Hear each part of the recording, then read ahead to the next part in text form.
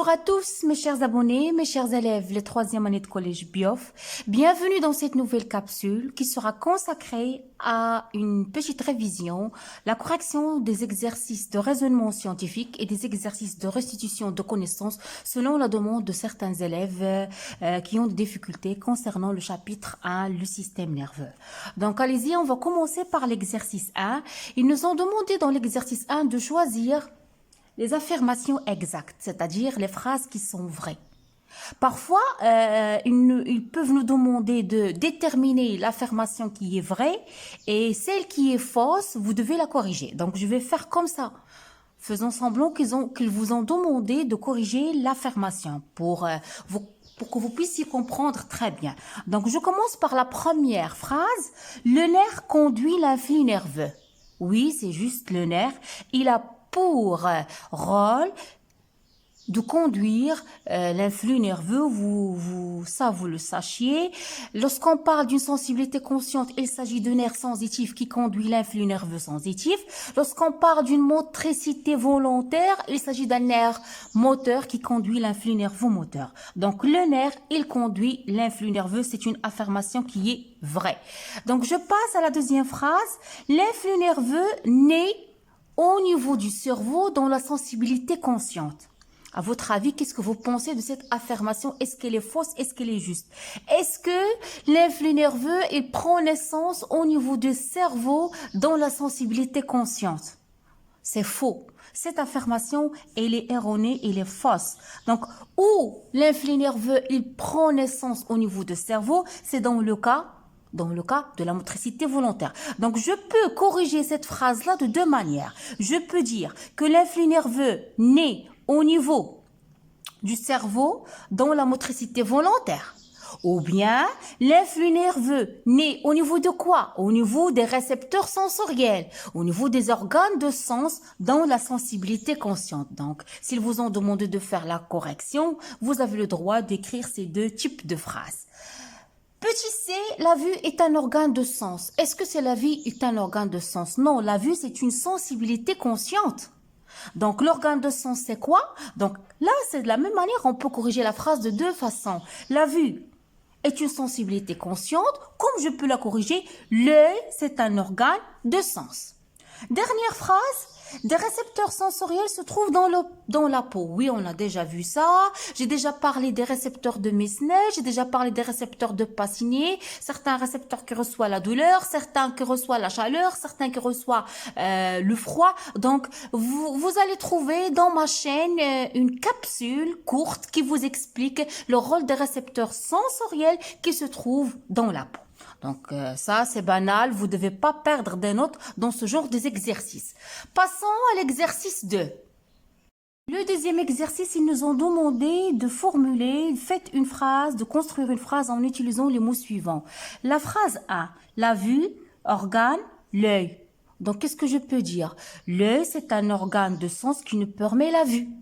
Ok, qui nous permet la vue. Sans nos yeux, on ne peut pas voir.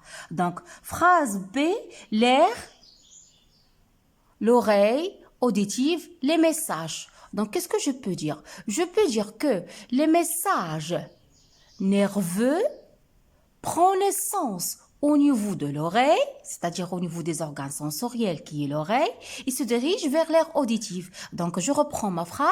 Les messages nerveux, c'est-à-dire l'influx nerveux, les messages nerveux naissent au niveau, ou bien prendre naissance au niveau de l'oreille et se dirigent vers l'air auditif. C'est clair? Troisième phrase. L'influx nerveux, la langue, le cerveau se dirige. Donc, c'est la même principe. L'influx nerveux prend naissance au niveau de la langue et se dirige vers le cerveau. La phrase D, fibre nerveuse, le nerf.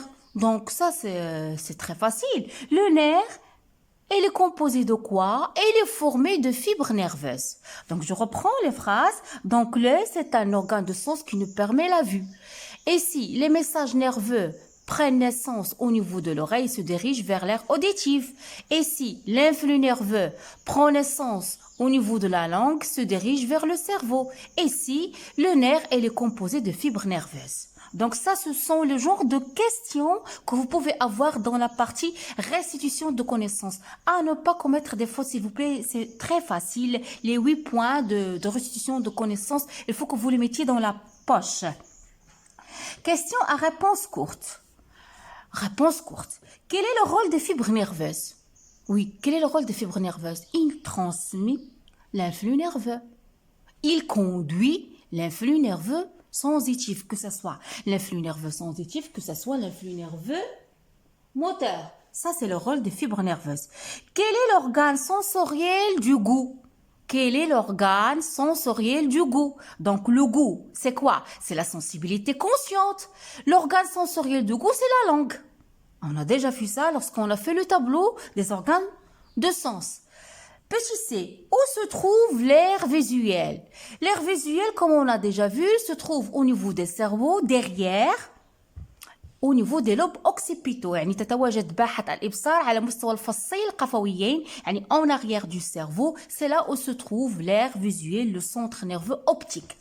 Petit d, comment s'appelle l'organe qui conduit l'influx nerveux dans le cas de l'audition? Dans le cas de l'audition, l'audition c'est quoi? حاسة السمع, c'est-à-dire on parle de quel organe qui conduit l'influx nerveux? C'est le nerf, c'est le nerf sensitif. Mais lorsque on parle de l'audition, on va dire que c'est le nerf auditif. Lorsque, par exemple, si on nous a demandé dans la sensation de l'odorat, c'est le nerf olfactif. Si nous ont demandé la sensibilité consciente, la vision, c'est le nerf optique. Tout, ça change avec la sensibilité consciente qu'ils vous ont donnée. Donc, j'espère que ce genre d'exercice vous a plu, que vous n'avez plus de problème. On passe à un autre exercice. Voilà l'exercice 4. Ils nous ont demandé écrivez, c'est-à-dire légender. Ils peuvent vous demander écrivez, ils peuvent vous demander légender, c'est-à-dire donner le nom des numéros. Légende, soit écrivez, soit légendez, soit donnez des noms, soit annoter, vous devez écrire les noms des numéros que vous en avez. Donc, petit 1, petit 2, petit 3, petit 1, c'est quoi? Ça, c'est quoi? Ça, c'est la sensibilité générale. C'est l'air de la sensibilité générale, c'est l'air du toucher. Ok? Petit 2, c'est quoi? C'est la moelle épinière. Petit 3, c'est quoi? Ça, c'est la peau. Voilà, mes chers élèves, j'ai écrit les mots pour vous, pour ne pas commettre des fautes. Petit 1, c'est l'air de la sensibilité générale, comme je peux la nommer l'air du toucher. باحة الحساسية العامة أو باحة حاسة اللمس. Petit 2, c'est la moelle épinière. Petit 3, c'est la peau. C'est très facile. Indiquez le sens de l'influx nerveux en reliant les différents organes entre eux. La peau. Donc, lorsque, par exemple, là, c'est quoi ça? C'est le stimulus. Donc, on a excité la peau. Donc, il y aura stimulation des organes de sens qui se trouvent au niveau de la peau. Qu'est-ce qu'il va y avoir? Il va y avoir naissance d'un influx nerveux sensitif au niveau de la peau. Elle va être transmise par le nerf sensitif. Donc, ça, c'est le trajet que vous devez. Ici, voilà. Il va passer par quoi? Donc, vous mettez toujours des flèches pour montrer que c'est le sens de l'influx parce que c'est un influx nerveux centripète. Il se dirige vers le centre. Ça, c'est le nerf sensitif qui va conduire l'influx nerveux, auquel s'ajoute la moelle épinière. Ça, je l'ai déjà dit, je le répète. À l'exception des autres sensibilités, la seule sensibilité consciente, la sensibilité consciente du toucher, sensibilité générale, on aura intervention de 2 conducteurs, le nerf sensitif et la moelle épinière. À ne pas oublier, la moelle épinière, il joue ce rôle-là, c'est un conducteur sensitif. Il conduit l'influx nerveux vers où? Regardez, vers l'aire de la sensibilité générale. Donc, j'espère, mes chers élèves, que vous avez pu comprendre ça. Vous n'avez plus problème à travers ces exercices qu'on vient de corriger. Je vous donne rendez-vous à la prochaine capsule pour terminer la correction des autres exercices. Abonnez-vous à ma chaîne, laissez-moi des commentaires. Si vous en avez des problèmes, vous me les laissez dans la partie commentaires. À bientôt.